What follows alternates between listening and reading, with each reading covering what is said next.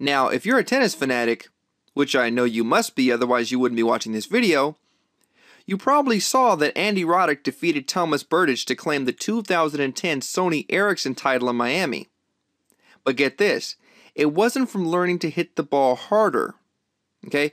It was because he used a more strategic and a better tactical approach. Now, of the many mental punches that Andy gave Berdych throughout their two-set rumble over the weekend, there were two main strategic blows that were the most responsible for Tomas taking home the consolation prize instead of the one given to the last man standing. What are those two strategies? Well, let's go on to the next slide and I'll show you. Strategy number 1. Mix things up. Now, you always hear how important it is to mix things up, or at least at tennismindcamp.com you do. Okay? You want to mix things up on your opponent in order to keep them on their heels and off balance, right? Well, if you saw any part of the match between American darling Andy Roddick, aka A-Rod, and Tomas Berdych of the Czech Republic this past weekend in the Sony Ericsson Open, you got a chance to see a great example of this fundamental strategy working to absolute perfection. This past Sunday in Miami, Andy showed that the mix it up saying isn't just a bunch of coaching mumbo jumbo that your instructor tells you in practice to sound like they know what they're talking about. Now, if you were wondering if this is the same Andy Roddick that has been known to serve over 100 miles per hour, the Andy who is predominantly known as a fiery lightning rod with a thunderous serve and very powerful ground game, one that is almost guaranteed to make anyone take notice, fans and top-seeded opponents alike? Absolutely. It's the same Andy. Except, this Andy in Miami showed something critically important. He showed that he's more than just a one-dimensional power player. Against Berdych, he changed his usual power game approach and toned his aggression down a notch. By doing that, he demonstrated how going after power shot after power shot after power shot isn't always the best pathway in getting the win. Yeah, even if it's one of your strengths. On Sunday, it was quite the opposite. Andy Roddick's softest shots actually made the biggest impact. How so? He disrupted his opponent's ability to gain a rhythm. How so? Well, by 1, hitting delicate backhands, 2, high looping forehands that seemed to just hang in the air, and 3, he altered his first serve with varying speed, spin, and angle, instead of incessantly going after the flat bomb that we're so accustomed to seeing. Oh, and get this, it wasn't just the fans and the commentators who noticed this type of play or strategy was frustrating the heck out of Berdych. He very openly confirmed the idea and named Andy's serve as one of the main culprits when he said he, meaning Andy, was just too strong today. Okay, he's not just serving the big bombs. His variations of the serve are a really big improvement. I was really looking for maybe to get one break chance, but he held really well. I didn't get any chance during the entire match. You see, the reason why Berdych found it so difficult to play and gain any ground in that final match was that Roddick was desperately working on, and had obviously achieved, a goal that every player should be looking to obtain: unpredictability. You see, as a tennis player, we love to be able to figure out what our opponent's tendencies are, right? Or at least we should. And why is that? Tennis players love patterns. Why? Because it allows us to get into a groove, we can become comfortable, seeing the same look, seeing the same shots, seeing the same tempo all match long is something that we crave, okay, because it makes everything easier. Those patterns allow us to develop our own plan of attack. What shots to use, how to cover the court better, our foundation, our positioning, etc. To make a proper counter. We don't like to think. Okay, we have to if we want to win and play smart, but if we don't have to, and our opponent is making it easy on us, we eat that up for lunch. If you're given the same shot and the same look over and over and over again, your muscles are going to get used to those movements, to whereby you can execute your shots and counterattacks with less thought and or concentration, and the more natural things feel to you. But you see, Berdych didn't have that. He wasn't given that luxury. Why? Because Roddick, or A-Rod, kept switching things up. Berdych wasn't allowed to just stand there, set up and execute in the same position, preparing for the same type of ball, point after point after point, as if he were drilling in practice. His mind and his body were consistently being uprooted and sent running, or on the move, leaving him no time to regroup and gather himself. So he basically became physically and mentally exhausted before he even knew what hit him. And as a result of that, Andy seemed to always be a step or a shot ahead, which consequently left Tomas a shot, a move, or a step behind. And listen, I don't care who you are or what kind of game you have.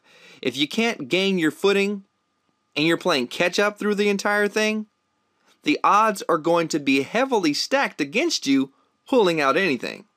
Yeah, even if you're a seasoned vet like Tomas Berdych.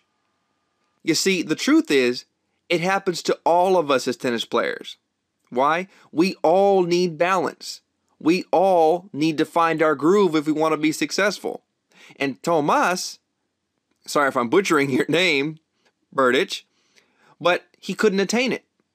By the 9th game, Berdych was so confused and disoriented, he even lost track of the score and even lined up to play the point on the wrong side. How many pros do you see do that? I mean, how many times do you see that happen at all, really, from highly competitive players? So yeah, Andy had him mentally rocked. Why? Because he couldn't settle in. He couldn't get comfortable. Now, the second key strategy Roddick used was when he went low. He cut him down to size with his slice shot. Now, why would the slice shot be a good decision here? Well, Andy noticed a major weakness in Berdych. No, not in his game, but in his frame. Berdych being almost as tall as Kobe Bryant, standing at a whopping 6'5", it does have its advantages in that he has a longer reach laterally. But he also has a glaring flaw at the same time. When you're that tall, it's very difficult to what?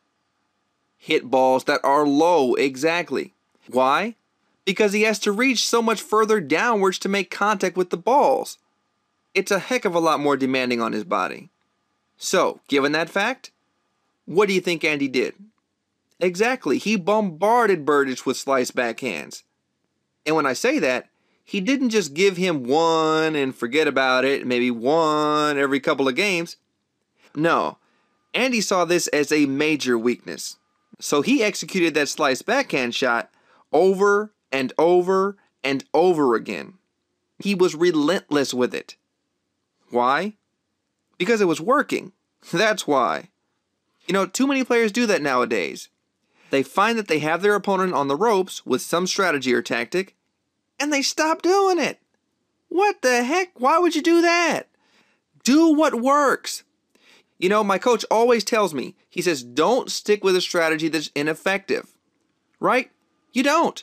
If you're doing something and you're getting creamed by it, like if you keep hitting drop shots and the guy keeps slamming them down your throat, or, you keep hitting serves out wide and your opponent seems to just crush them every single time, change it. Try something else. Try going down the line. Try keeping him deep, hitting balls at the baseline. But if you see something that's working, like a drop shot on a guy who's almost 6'6", and you see he's having trouble with it, you keep doing it over and over and over again. You don't stop, okay? You do it until your opponent finds a way out of it. If that's never, you do it the whole match. It's that simple. It's true. Tall guys fall hard. Tomas was forced to hit the ball at almost ankle level tons of times. stealing almost all of his power from his massive forehand shot. Oh yeah, and not only did this hurt him physically, body strain, it most likely affected him mentally as well. Because when you're forced into very unpleasant positions time and time again, and begin to string together a few lost points in a row, especially with tons of people watching you, you may begin to doubt the fact if you can ever emerge from that circle of terror or not. Like there's no hope, like no light at the end of the tunnel, so to speak, all hope is lost. You know, you get the picture, right? And shortly thereafter, sure enough, he cracked. Well, he was broken. He broke when Berdych hit a forehand out of bounds, then held it love to take the first set. That was part of a critical streak where Roddick won 5 consecutive games. I mean, he was on a roll after that. When the second set started, he broke right away. After that, the match was just a matter of time. Then, after a few games later, Roddick had done it.